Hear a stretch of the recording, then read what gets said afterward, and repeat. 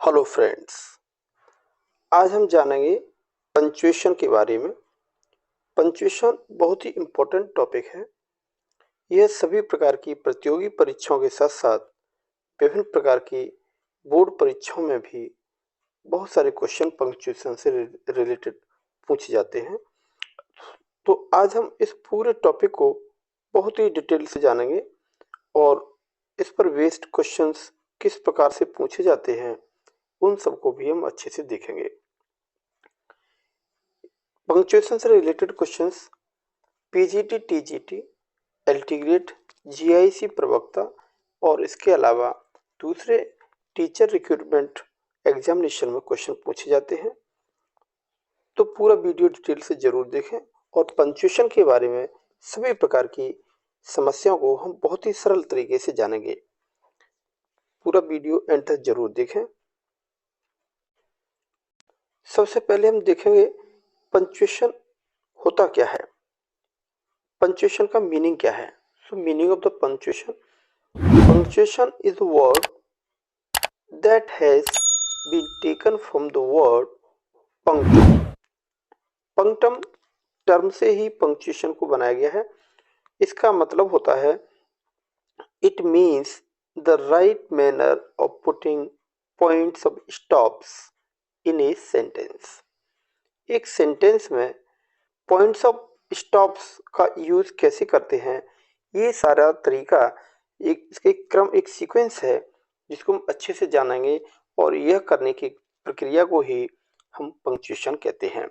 In short you can know actually points of stops को एक sentence में कैसे यूज करें। This is the method and we know all about in punctuation. कितने प्रकार के पॉइंट्स ऑफ स्टॉप्स होते हैं इनको जरा हम देख लेते हैं। सबसे पहले हम देखेंगे फुल स्टॉप। फुल स्टॉप जैसा कि आप देख रहे हैं, फुल स्टॉप को एक डॉट की तरह यूज किया जाता है।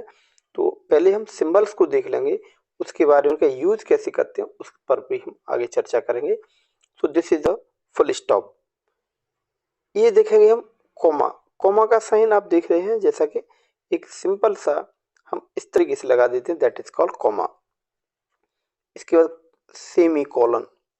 सेमी कॉलन जैसा कि आप यहाँ देख रहे हैं, एक कोमा होता है और ऊपर एक फुल स्टॉप जैसी डॉट होता है, that is called semi colon. और आगे देख रहे हैं हम कोलन। कोलन दो इस प्रकार की डॉट होती हैं जो एक दूसरे के ठीक ऊपर नीचे रखी जाती हैं, तो इनको हम कोलन कहते हैं। इनका यूज कैसे करेंगे आगे वीडियो में हम जानेंगे।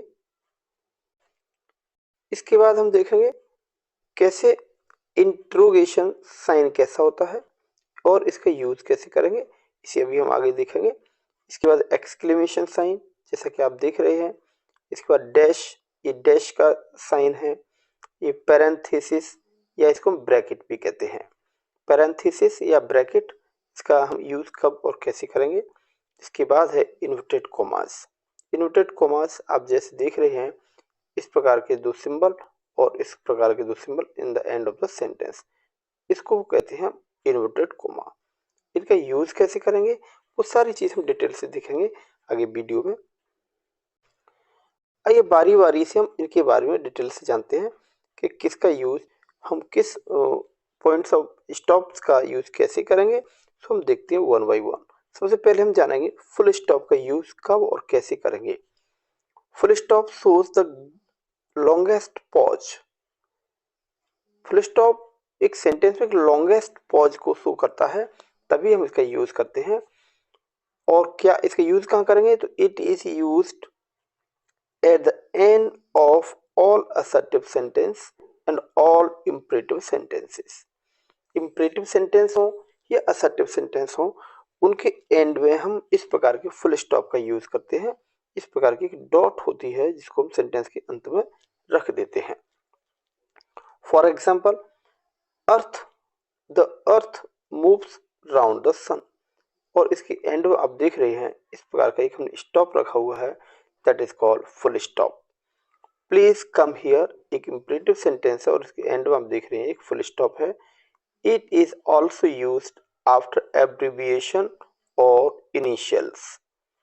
एक तो अभी हमने बताया असर्टिव सेंटेंस और इम्पेरेटिव सेंटेंस के एंड में इसका यूज करते हैं। और कहाँ करेंगे? आफ्टर द एब्रिविएशन और इनिशियल्स। एब्रिविएशन क्या होता है? नाम या टाइटल का संक्षिप्त रूप होता है, उसको हम एब्रिविएशन कहते हैं। जैसे लिखा है DH लॉरेंस। DH लॉरेंस जो एब्रिविएशन है और उसका डिटेल क्या हो? David Herbert Lawrence. तो फुल नेम का शॉर्ट नेम अगर हम लिखते हैं तो उनके बीच में हम डॉट लगा देते हैं, that is called full stop. तो फुल स्टॉप का यूज हम कर सकते हैं। आगे देख रहे हैं हम MA का फुल फॉर्म होगा मास्टर ऑफ आर्ट्स। उसको अगर हम एब्रीविएशन फॉर्म में लिखेंगे MA फुल स्टॉप लगा के M फुल स्टॉप A, इस तरीके से लिख सकते हैं। इस तरीके से फुल स्टॉप का यूज करना सीखेंगे। और भी कुछ तथ्य हैं जिनको हम अभी आगे वीडियो में जानते हैं। अगला पॉइंट हम देख रहे हैं कोमा। कोमा का यूज हम कब और कैसे करते हैं? Use of comma. तो कोमा का सिंबल अभी हमने वीडियो की शुरुआत में ही बता दिया था। कोमा का सिंबल इस प्रकार से होता है जिसे हम सेंटेंस में लगा देते हैं। कहाँ और कैसे यूज करेंगे? तो कोमा के बारे में जानना बहुत जरूरी है। इसमें बहुत सारे पॉइंट्स हैं, इससे रिलेटेड क्वेश्चन अक्सर परीक्षा में पूछा जाता है, तो कोमा के बारे में अच्छे से जानना जरूरी है। कब यूज करेंगे? सबसे पहले देखेंगे comma is used to separate series of words of the same part of speech. एक ही पार्ट ऑफ स्पीच में सीरीज ऑफ वर्ड्स का अगर यूज किया जाता है तो उस समय हम कोमा का यूज करेंगे। For example, my brother is handsome, intelligent and punctual. यहां हम देखेंगे ये हैंडसम से लेकर के और पंक्चुअल तक पूरा एक पार्ट ऑफ स्पीच है। अब आप मुझे कमेंट सेक्शन में बताएंगे कि इस पार्ट ऑफ स्पीच का नाम क्या है। तो इस पार्ट ऑफ स्पीच में हमने देखा सीरीज ऑफ वर्ड्स हैं हैंडसम, इंटेलिजेंट एंड पंक्चुअल। तो हमने इनके बीच में कॉमा का यूज किया है। इसके अलावा हम कहाँ यूज कर सकते हैं कोमा को? Comma is used for a brief pause if needed. यदि कहीं आवश्यकता हो तो हम इसका ब्रीफ पॉज के रूप में भी यूज कर सकते हैं। For example, if you come here I will help you. यहाँ आप देख रहे होंगे कोमा का यूज हमने किया है यहाँ पर। तो इस तरीके से कोमा का यूज हमने किया है, if you come here comma I will help you. तो इस तरीके से हम इसका यूज करेंगे। ये पॉइंट बहुत ही इंपॉर्टेंट है, इससे रिलेटेड क्वेश्चन अक्सर पूछे जाते हैं। इसी सेंटेंस को यदि हम ऐसे यूज करें कि पहले लिखें आई विल हेल्प यू, उसके बाद लिखें इफ यू कम हियर, तो कोमा लगाने की आवश्यकता नहीं होगी। इसके बारे में आगे भी डिस्कस करेंगे। और कहाँ यूज कर सकते हैं कोमा का? Comma is used before a speech in a quotation marks. Quotation marks में भी हम इसका यूज कर सकते हैं। For example, he said to me comma inverted comma शुरू, डू योर होमवर्क। तो आप देख रहे होंगे इस प्रकार के कोटेशन मार्क का यूज अगर किया जा रहा है तो उससे पहले हम कोमा का यूज कर सकते हैं। या फिर आप ऐसे समझिए कि डायरेक्ट स्पीच में रिपोर्टिंग वर्ब के बाद में और रिपोर्टेड स्पीच के पहले हम कोमा का यूज करते हैं। आगे देखते हैं, comma is used to separate each pair of words connected by and. And से वर्ड्स ऑफ पेयर जुड़े हुए हों और ऐसे पेयर ऑफ वर्ड्स को अलग करने के लिए हम कोमा का यूज करते हैं, जैसा कि आप यहाँ देख रहे हैं। ये देखिए, ये लिखा है rich and poor comma wise and foolish. तो रिच एंड पुअर एक पेयर ऑफ वर्ड्स है और ऐसे ही वाइज एंड फुलिश ये एक पेयर ऑफ वर्ड है। तो इस तरीके से हम ऐसे पेयर ऑफ वर्ड्स का यूज जब करेंगे उनको सेपरेट करने के लिए हम इस प्रकार के कोमा का यूज करेंगे। तो हमने बहुत अच्छे से जाना कोमा का यूज कैसे करते हैं। अभी कोमा से रिलेटेड कुछ और भी इश्यूज हैं और भी जानकारियां हैं, उन्हें भी मैं शेयर करूंगा आपके साथ। कोमा का यूज हम कर सकते हैं, comma is used after a nominate absolute. A nominate absolute के बाद भी हम कोमा का यूज करेंगे। For example, it being Sunday, it being Sunday I did not go to school. तो आप यहाँ देखेंगे बीइंग संडे, बीइंग संडे क्या है, ये नॉमिनेट एब्सोल्यूट है। It being Sunday nominate absolute, उसके बाद कॉमा लगाएंगे, कॉमा लगाने के बाद दूसरे सेंटेंस को उसके साथ जोड़ देंगे। इस प्रकार से हमने नॉमिनेट एब्सोल्यूट के बाद में कॉमा का यूज किया है। एक और तरीका हम जानेंगे कॉमा का यूज कहाँ करेंगे। Comma is use to mark off a noun और फ्रेज इन अपोजिशन। नाउन या नाउन फ्रेज इन अपोजिशन को अलग करने के लिए भी हम कॉमा का यूज करते हैं। For example, Milton the great epic writer was blind. तो यहाँ हमने देखा कि मिल्टन के लिए एक नाउन फ्रेज का यूज किया गया है, that is the great epic writer. Great epic writer एक नाउन फ्रेज है और इसका यूज किया जा रहा है मिल्टन के लिए।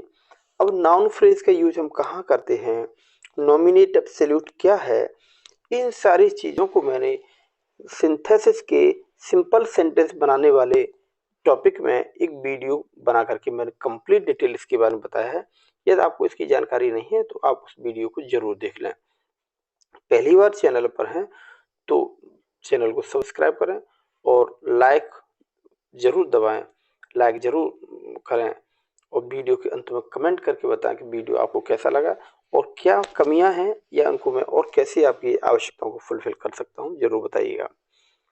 और आगे देखते हैं, comma is used to mark off nominate और nominate of address or vocative case. This is very very important.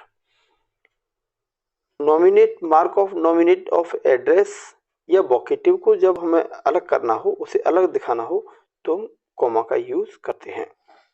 जैसे कम हियर कॉमा संजना।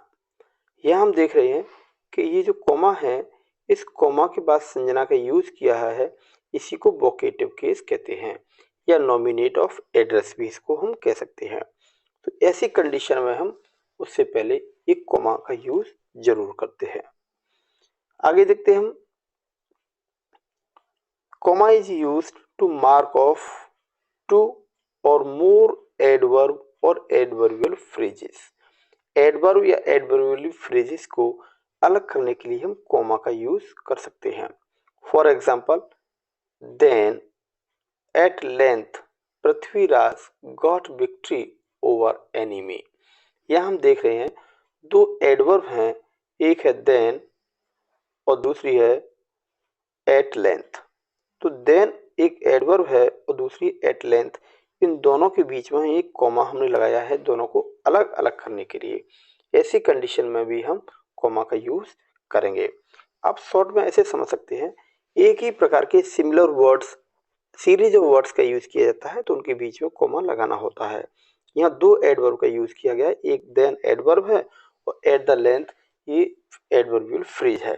तो इन दोनों को सेपरेट करने के लिए कॉमा का यूज किया गया है। कुछ ऐसी और रोचक जानकारियों को देखेंगे आगे वीडियो में। कॉमा का यूज और कहाँ कहाँ कर सकते हैं। Comma is used before and after participle phrase if it is in a sentence. यदि एक सेंटेंस के बीचों बीच एक पार्टिसिपल फ्रेज का यूज किया गया है तो उस कंडीशन में हम एक कॉमा का यूज करेंगे। For example, the police comma having arrived. यह हम देखेंगे हैविंग अराइव्ड एक पार्टिसिपल फ्रेज है, इसका यूज हमने सेंटेंस के बीचों बीच किया है। ऐसी कंडीशन में इसके पहले और इसके बाद में दोनों बार हम एक कॉमा का यूज करेंगे। The police comma having arrived, फिर कॉमा लगाएंगे, कॉट द थीफ। तो यहाँ हमको ध्यान रखना है कि इस प्रकार का पार्टिसिपल फ्रेज सेंटेंस के बीच में यूज अगर होता है तो दो उसके पहले और बाद में कॉमा का यूज किया जाएगा। आगे देखते हैं, comma is used before and after words, phrase, before and after words, phrases और clauses if they are in a sentence. ये सेंटेंस में वर्ड्स, फ्रेजेस या क्लॉजेस का बीचों बीच सेंटेंस में यूज हुआ है तो उनके पहले और उनके बाद में हमको कॉमा की लगाने की आवश्यकता पड़ेगी।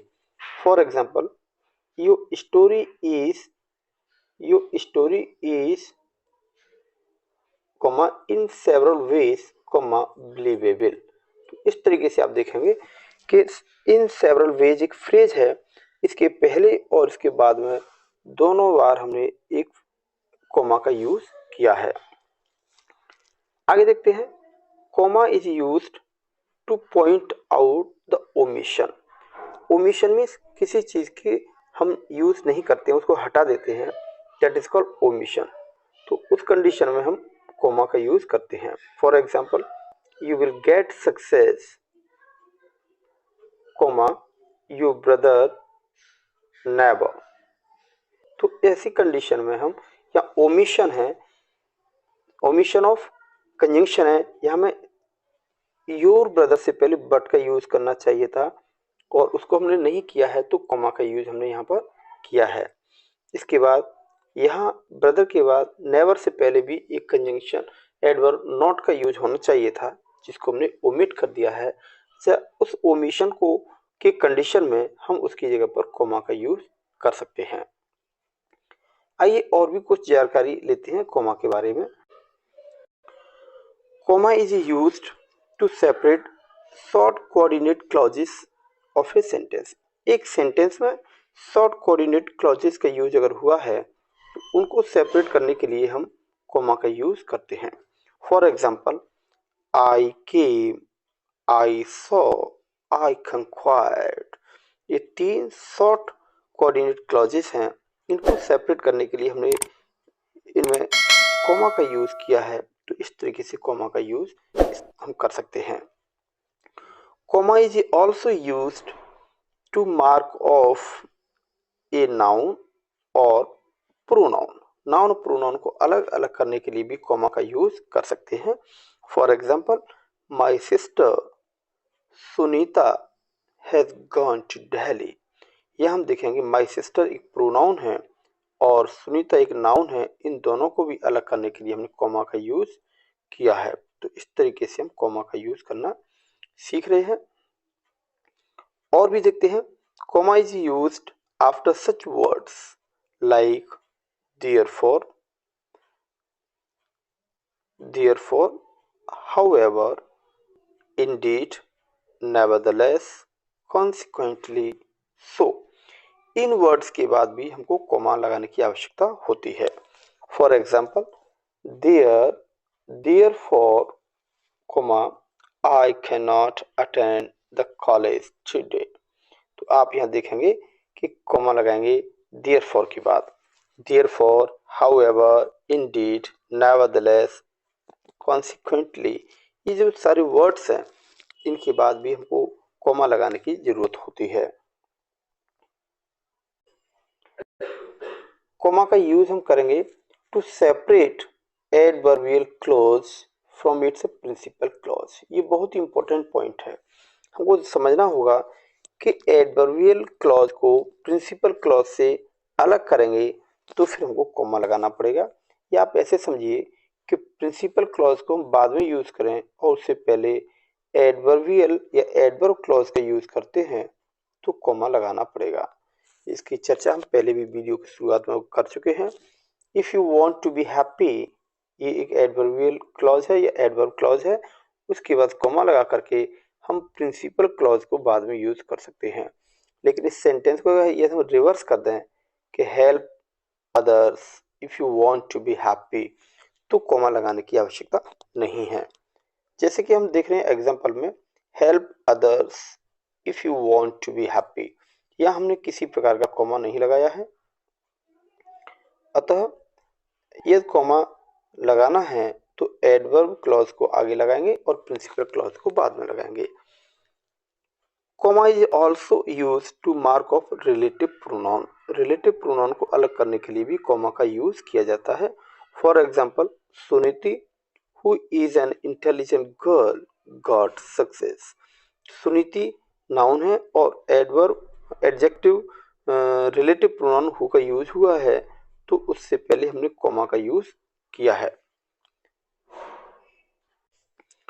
अब हम जानते हैं सेमीकोलन का यूज कब और कैसे करना है।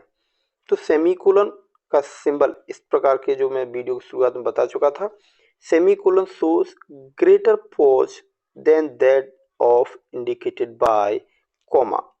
कॉमा से थोड़ा बड़ा पॉज शो करता है सेमीकोलन। इसका यूज कैसे करेंगे? तो इसका यूज हम सीरीज ऑफ शॉर्ट क्लॉजेस को अलग अलग करने के लिए इसका यूज करेंगे। For example, I laughed, I sang, I danced with joy. ये छोटे छोटे क्लॉजेज हैं, इनको अलग करने के लिए हम सेमीकोलन का यूज करेंगे। और कहाँ कर सकते हैं सेमीकोलन का use? To separate coordinate clauses without using conjunction. Coordinate clause में यदि कंजंक्शन का यूज नहीं करना हो तो भी हम सेमीकोलन का यूज करके सेंटेंस को पूरा कर लेते हैं। For example, to err is human, semicolon लगाने के बाद टू फॉरगिव डिवाइन। तो इस तरीके से हमने यहाँ देखेंगे आप सेमीकोलन का यूज किया है। Semicolon also used to separate coordinate clause using but and yet, still and nevertheless. इन कंजंक्शन का यूज अगर हम करते हैं कोऑर्डिनेट क्लॉज को सेपरेट करने के लिए, तो हम सेमीकोलन का यूज करेंगे। For example, I found her dog indeed, but यह हम देखेंगे सेमीकोलन का यूज किया है, but it distressed me to see it for it was dead. और कहाँ सेमीकोलन का यूज कर सकते हैं? Semicolon is used before namely, that is, as, visualize, example, ग्रेसियो। इस प्रकार के जो वर्ड्स हैं उनके पहले भी हम सेमीकोलन का यूज कर सकते हैं। इन वर्ड्स को ध्यान से देखेंगे, जैसे नेमली लिखा हो, दैट लिखा हो, दैट इज, एज लिखा हो, या आई ई या वी आई जेड, विजुअलाइज, ये वर्ड्स कहीं लिखे हों, इनके पहले हमको सेमीकोलन का यूज करना होगा। For example, my teacher has literary knowledge, right, ये लिखा है semicolon. That is knowledge of books and authors, that is book of knowledge and authors. तो इस प्रकार से हमने सेमीकोलन का यूज करना सीखा। आइए जानते हैं कुछ दूसरे टॉपिक्स के बारे में भी। अब हम देख रहे हैं कोलन के बारे में। तो कोलन के का यूज कैसे करते हैं? तो colon shows greater pause than that indicated by semicolon. Semicolon से जो पोज इंडिकेट होता है उससे बड़ा पोज कोलन से इंडिकेट होता है। फॉर एग्जाम्पल, तो कोलन क्या है? कोलन कोमा की तरह ही यूज किया जाता है डायरेक्ट कोटेशन को सेपरेट करने के लिए। यह हम ऐसे समझें, डायरेक्ट इनडायरेक्ट में रिपोर्टिंग वर्ब के बाद और रिपोर्टेड स्पीच के पहले कोमा का यूज करते थे, अब हम कोलन का यूज भी कर सकते हैं। For example, Lord Buddha says, इसके बाद कोलन का यूज किया हमने, inverted coma, live and let others live. इस प्रकार की कंडीशन में हम जहां कॉमा का यूज करते थे वहां कोलन का यूज भी कर सकते हैं। It is also used to introduce list of things. This is very very important point. यहाँ से क्वेश्चन परीक्षाओं में अक्सर पूछ लिए जाते हैं। तो कहाँ इसका यूज करेंगे कोलन का? जब लिस्ट ऑफ थिंग्स का यूज किया जाए। For example, Shakespeare's 4 great tragedies are, colon का यूज हुआ है, Hamlet, King Lear, Macbeth and Othello. तो आप देख रहे हैं इन series of words, name of the words के बाद कॉमा का यूज किया गया है, लेकिन इसके पहले कोलन का यूज किया है। तो इस तरीके से कोलन और कोमा का यूज हम एक साथ देख रहे हैं। और आगे देखते हैं, it is use to introduce an additional mark, additional remark अगर कहीं शो करना हो तो हम कोलोन का यूज करेंगे। For example, good man eat to live, colon greedy man live to eat. तो यहाँ आप देख रहे हैं इस प्रकार का ये जो सिंबल है दैट इज कोलोन, इसका यूज हमने किया है। अब हम देख रहे हैं use of question mark. Question mark का यूज हम कब करेंगे? Question mark is placed at the end of an interrogative sentence. Interrogative sentence के एंड में, इंटरोगेटिव सेंटेंस के एंड में क्वेश्चन मार्क का यूज किया जाता है। For example, have you completed your work, question mark, या वेयर डू यू लिव। तो आप देख रहे हैं जहाँ इंट्रोगेटिव सेंटेंस है या इंट्रोगेटिव क्वेश्चन है कोई, तो उसके बाद हम इंट्रोगेशन या क्वेश्चन मार्क का यूज करेंगे। नेक्स्ट टॉपिक है mark of exclamation. Exclamation mark कैसा है? जैसा कि हम वीडियो के शुरू में बता चुके थे, इस प्रकार से एक्सक्लेमेशन साइन होता है। इसका यूज कब करना है, कब करेंगे? आफ्टर द वर्ड्स और sentence, the mark of exclamation use after words or sentence which expresses an emotion or wish। तो हम exclamation साइन का यूज करते हैं। फॉर एग्जाम्पल आप देखेंगे What a beautiful girl she is, यहाँ हम देख रहे हैं ये exclamation साइन का यूज किया गया है। इस प्रकार से ओ वर्ल्ड, ओ लाइफ, ओ टाइम, इन सब के बाद exclamation साइन का यूज किया गया है। एलास, यहाँ दुख प्रकट किया जा रहा है, तो उसके बाद भी हमने एक्सक्लेमेशन साइन का यूज किया है। और आगे देखें एक sentence, what a piece of man is, what a piece of work is man, उसके बाद इंटरोगेशन एक्सक्लेमेशन साइन का यूज किया गया है। तो इस प्रकार से एक्सक्लेमेशन साइन का यूज कब और कैसे करना है, इसके बाद डिटेल से हमने जाना। कुछ दूसरे टॉपिक्स के बारे में चर्चा कर लेते हैं। This is again very important topic. This is inverted commas. Inverted commas का प्रयोग कब करेंगे? Inverted commas को जैसे मैंने बताया था शुरू में ही, इनका सिंबल है इस तरीके से, इन्वर्टेड कोमा लगाए जाते हैं किसी को मार्क करने के लिए। तो इन्वर्टेड कोमा का यूज जब हम करेंगे, कब करते हैं? Use to set of the actual words used by a speaker. Actual word, जो स्पीकर ने जो वर्ड्स बोले हैं, स्पीकर के वर्ड्स को सेम तरीके से एक्सप्रेस करने के लिए हम इन्वर्टेड कोमा का यूज करते हैं। For example, teacher said, yes, comma inverted को, honesty is the best policy. तो इस तरीके से आप समझ सकते हैं कि डायरेक्ट स्पीच में हम कोटेशन को अगर हम रिप्रेजेंट करना चाहते हैं तो इन्वर्टेड कोमा के अंदर इसको हम बंद करके ही रिप्रेजेंट करते हैं, जो स्पीकर के सेम वर्ड्स होते हैं। जानते हैं हम हाइफन क्या है और कैसे इसका यूज करते हैं। तो हाइफन एक इस प्रकार से होता है, हाइफन, राइट। इसका यूज कब करेंगे? Hyphen is use to combine, for combining words. Words को कंबाइन करने के लिए हम हाइफन का यूज करते हैं। For example, brother in law, यहाँ आप देख रहे हैं यहाँ हमने हाइफन का यूज किया है। तो इस तरीके से हाइफन का यूज किया है इन वर्ड्स को जोड़ने के लिए। दूसरे एग्जाम्पल को देखें, सिस्टर इन लॉ, तो सिस्टर इन लॉ में भी हाइफन का यूज किया गया है। इस तरीके से हाइफन का यूज करके हम वर्ड्स को जोड़ सकते हैं। आगे देखें ब्रैकेट्स। ब्रैकेट्स को यूज कब करते हैं? Brackets are use to begin और एंड, टू बिगिन और एंड अ पैरेंथेटिकल फ्रेजेस और सेंटेंस। पैरेंथेटिकल मीन्स जिसको कोष्टक या कोष्टक में या ब्रैकेट में लिखना होता है। तो ऐसे फ्रेजेस सेंटेंस होंगे तो उनके शुरू में और उनके अंत में हम ब्रैकेट का यूज करते हैं। ब्रैकेट का दूसरा नाम है पैरेंथेसिस या पैरेंथेटिकल साइन। फॉर एग्जाम्पल आप देखेंगे, at the age of 20 such is power of genius, he could achieve what he wanted to achieve। तो यहाँ हमने देखा ब्रैकेट का या पैरेंथेसिस का यूज किया है। आगे देखते हैं डैश। डैश कैसा होता है और हाइफन डैश में क्या अंतर है।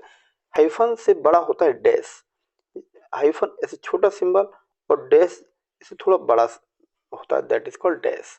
तो dash can be used in place of bracket, जहाँ हमको ब्रैकेट की जरूरत पड़ रही है उसकी जगह पर हम डैश लगा करके भी काम चला सकते हैं। फॉर एग्जाम्पल, उसी एग्जाम्पल को दोबारा हमने कोट कर दिया है। At the age of 20 such is the power of genius, he could achieve what he wanted to achieve. तो आप यहाँ देख रहे हैं, ये हमने डैश का यूज करके अपना ब्रैकेट ना यूज करने का काम किया है। इस जगह पर हम ब्रैकेट यूज भी कर सकते हैं। तो ब्रैकेट और डैश एक दूसरे के कंप्लीमेंट्री हैं।